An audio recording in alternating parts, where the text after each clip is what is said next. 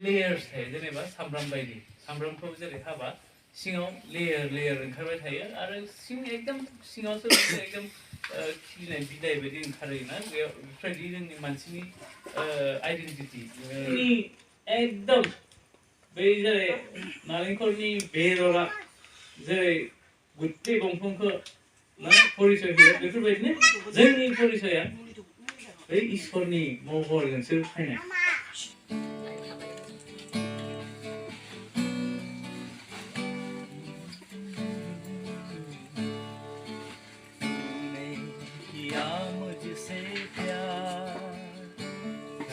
कृष्णखौ मोनसे बर'नि एकदम मोजां सोदोब सोलोंनाय जाबाय बेफोरबायदि होनो आरो रोजा रोजा साबायखर थाबाय बे सोदोबखौ माने बे फ्रेजखौ सोलोंनानै बिराद मोजां मोनदों आरो आं बेखौ आं जेला टाइम मोनदों आं बाहायगोन होननाय रोजा रोजा साबायखर बे खाबु मोननायनि थाखाय 20 मिनिट होबाय नाथाय 20 मिनिट लाया सानदों आंखौ मोनसे आर्टिकेल लिरनायनि अपरचुनिटि मोनदोंमोन आं बे बर' बाप्टिस्ट कन्वेन्शननि मोनसे बोसोराव मोनसे मेगाजिन ओंखारो साखि बेनि नामा बेनियाव मोनसे आर्टिकेल लिरनो होनदोंमोन बेनि आर्टिकेलखौनो आं एसे गुसुङैनो होनोसै गुसुं आर्टिकेला 600 वर्ड्स बायदि टाइटेलखौ आं होनदोंमोन इक'नमि एन्ड आइडेन्टिटि बिदि माने इक'नमि माने बर'आव मा होनोथाय रांखान्थि आरो जोंनि आइडेन्टिटि जोंनि मुं सिनायथि बारा होनाय खिन्थु गुसुङै होगोन जोंनि आइडेन्टिटिया जोंनि माल्टि डाइमेनसनेल बे मोनसेल' जों जाया माने बे लेयार्स थायो जेनेबा सामब्राम बायदि सामब्रामखौ जेरै हाबा सिङाव लेयार ओंखारबाय थायो आरो एकदम सिङावसो एकदम खिलिनाय बिलाइ बायदि ओंखारोना बेफोरबायदि जोंनि मानसिनि आइडेन्टिटि जोंनि परिचयाबो बेफोरबायदिनो आरोना जों माब्लाबा सानोखि जोंनि आइडेन्टिटिया मात्र साख्रि मावो बे आंनि आइडेन्टिटि आं बाइबेल कलेजनि मास्टार बेखायनो आंनि आइडेन्टिटिया मात्र आं बाइबेल कलेजाव फोरोंग्रा बेनो आंनि आसल आइडेन्टिटि बेफोरबायदि सानोलाय सोरबा गभर्नमेन्ट साख्रि मावग्राफोरा सानगोन आं गभर्नमेन्ट साख्रि मावदों आरो सोरबा गभर्नमेन्ट साख्रि मावैफोरा जानो हागौ आं खेतियक आं आबाद मावग्रा बा सोरबा होनगोन आं प्राइभेट जब मावो आंनि जेबो गैयालै बेफोरबायदि साननानै आंनि आइडेन्टिटिया बेनोल' साननानै थायो नाथाय जोंनि आइडेन्टिटिया बेफोरबायदि नङा जेरै आं होनबाय बै सामब्रामनि बायदि ना हा सिङाव लेयार थाइगिर बायदि लेयार नालेंखर बायदि फार्स्टआव खहा होनो बर'आव खहा थेंक इउ माखौ खहा होनो नोंस्रा थाखो खहा जेरै थाइगिर बायदि बा नालेंखर बायदि बाहेराव बिगुरा थाबाय बेनिफ्राय बै गोराया थाबाय बेनि सिङाव बेदरा थाबाय बेनियाव दै थाबाय नाथाय नालेंखरखौ जों बाहेरनिखौ नालेंखर होना होमबाबो फिथाइखौ नालेंखर होनो होमबाबो गुथे फिथाइनि सिङाव फिथाइनि थाखायसो जों बेखौ नालेंखर होनो बेफोरबायदिनो मानसिनियाबो बेफोरबायदि आरो आं दिनै आइडेन्टिटि होबाय मास्टार ब्रादार आं होनबाय आं लेक्चारार नाथाय आंनि परिचया मात्र लेक्चारार नामा खिन्थु आंनि परिचया मात्र लेक्चारार नङा आं नंगौ लेक्चारार जेरै मास्टार बाइबेल कलेजाव फोरोङो जेरै नारेंखलनि बिगुराबो बहुत इम्पर्टेन्ट जायोना बिगुर थायाबा फिथाइयालाय माबोरै थांना थानो खिन्थु नारेंखल सिंनि बेदरा नारेंखल थायाबा फिथाइखौ जों मोजां होनाय नङा बेफोरबायदिनो मानसिनि परिचया एक्चुअलि जों मा मावो बेजोंल' जाया जों मा मावो बे दरकार जोंनि साख्रिया दरकार जोंनि गाननाय लोंनायाबो दरकार बहुतानो सेंग्रा सिख्लाफोरा सानो आं मोजां गस्ला गानबा आंनि होमबासो मानसिनि आं मोजां ब्रेन्डेड लेखा माबा जुथा एकदम नायनो मोजां गाननानै ओमफ्राय फेसबुक इन्सटाग्रामाव फट' खेबनानै होबासो जेला बहुत मानसिया मोजां मोनदों होनबासो गोसोआव सन्तुष्टि जायो बे आं जोंनि महरफ्राबो डेफिनेटलि जोंनि आइडेन्टिटिनि पार्टआनो होमबाबो बे एकदम सिंनि बे नालेंखर बेदर बायदि बे जाहैया बेदर होनबाबो बे जोंनि मेन आइडेन्टिटि जाहैया मानसि होनबा मानसिनि आइडेन्टिटिया माजों फैदों होनबा इसोरनिफ्रायसो फैनाय जेनेसिस ना जेनेसिसआ मा होनदों जेनेसिस 1:26-27 जुदि सोरबा बर'आव मोनबा फरायगोन आरो ना आं इंलिसाव नायनोसै जेनेसिस 1:26 निफ्राय 27 जेनेसिस मोननै फट' आं नायगोन Genesis 1:26 निफ्राय 27 आं इंलिसाव फरायनोसै Then God said, let us make mankind in our image, in our likeness, so that they may rule over the fish in the sea and the birds in the sky, over the livestock and all the wild animals, all over the creatures that moves along the ground.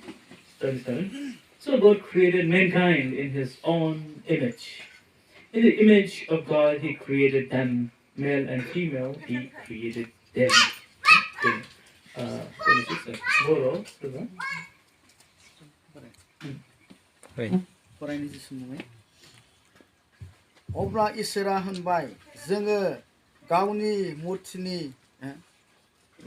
मुर्तिनि महरै मानसि दानि बिसोर सागरनि नाफोर आकाशनि दाउफोर मोसौ मोसाफोर गासै पृथिबि आरो पृथिबि मानियाव मानबायग्रा जुनाद मानिनि सायाव इख्तियार गोनां जाथों आं इसोरा गावनि मुर्तिनि महरै मानसि दादों इसोरनि मुर्ति बादिनो बियो बेखौ दादों बेयाव होननाय जाबाय मानसिखौ इसोरनि मुर्तिनि बायदिसो दाबाय बेफोरबायदिनो बे जाबाय मानसिनि रियेल आइडेन्टिटि एकदम बे नालेंखरनि जेरै बेदरनिफ्रायसो नालेंखर गुत्ते फिथाइया बा बंफाङानो नालेंखर बंफां होनो मानो होनबा बे नालेंखरनिफ्रायसो बे फिथाइ बे बेदरनि सिंनिफ्रायसो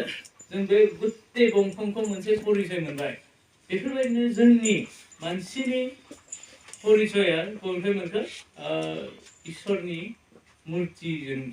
दाजानायनिसो मोनबाय ना इमेज इसोरनि इमेज मुर्ति मायबा आरो बेलेग शब्द दङ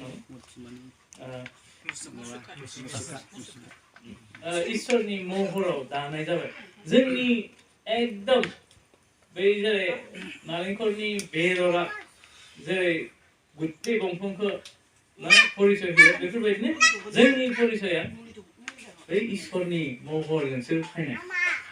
बेखायनो जों नुनो मोनो जिसु ख्रिस्ट'आ जोंनि थाखाय फैबाय सिगाङाव मानो थाखाय फैयाखै बर'आ अमा खाजि जानो बिराद गोथाव मोनो ना अमा बायदि ढेर माबा माबि गोथाव हाग्रानि होमबाबो बेसोरनि गोथाव मोनजानायजों बाइबेलावथ' ढेर ना जानाय हमनाय बेफोरबायदि नुनो मोनो ना होमबाबो इसोरा ना महर लानानै फैयाखै जिसुआ खिन्थु मानसिनि महर लानानैसो फैदों बेनिखायनो बे मानो होनबा जोंनि मुल आइडेन्टिटिया जाबाय इसोरनि महर बेनिखायनो इसोराबो मानसि महर जानानै फैनो हाबाय मानो होनबा जों इसोरनि महर नालाय इसोरा मानसिनि महरखौ लानानै फैबाय अमा सैमा मोसौ जानानै फैयासै बेनो सर्ट मेसेज डिसकारेज जायो माब्लाबा मानसिफोरा जेला जों बेखौ सानख'नो हायाबा जिबनाव जेनेबा माब्लाबा बिराद टाइम फैना होयो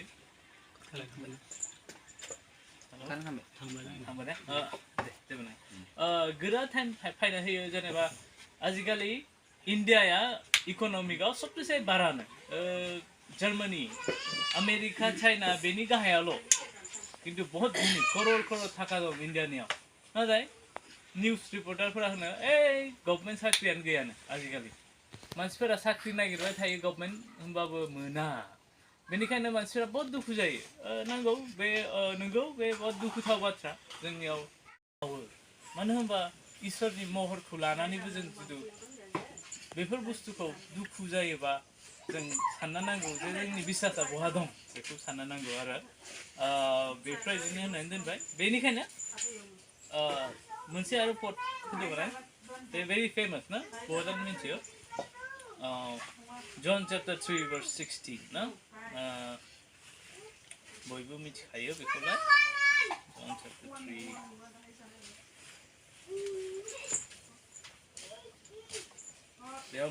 For God so loved the world that he gave his one and only Son,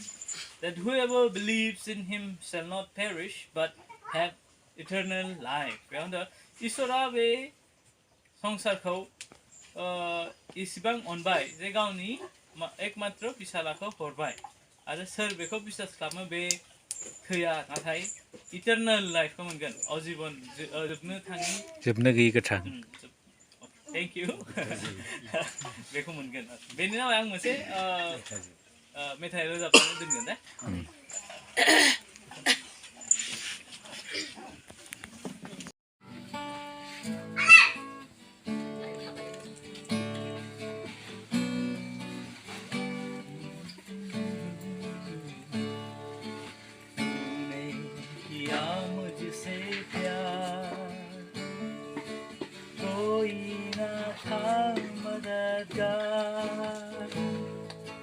तुझसे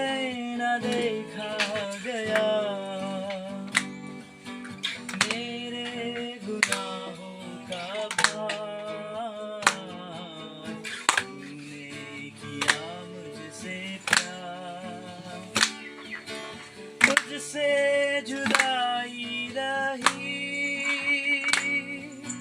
कोई खुशी न मिली मैंने माना नहीं दिल पर देख दिया तूने किया मुझसे प्यार कोई ना था मददगार तुझसे न देखा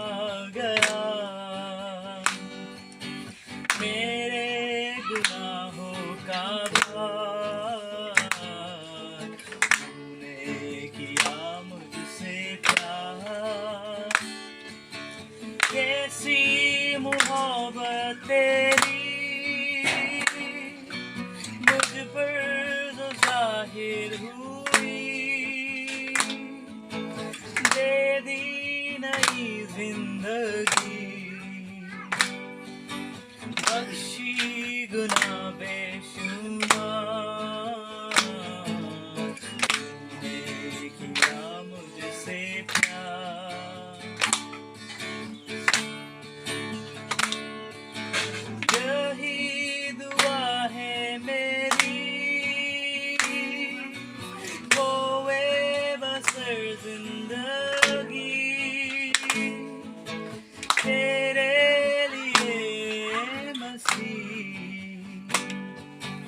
हो जाऊं तुझ पे निसार तूने किया मुझसे प्यार कोई ना था मददगार तुझसे न देखा गया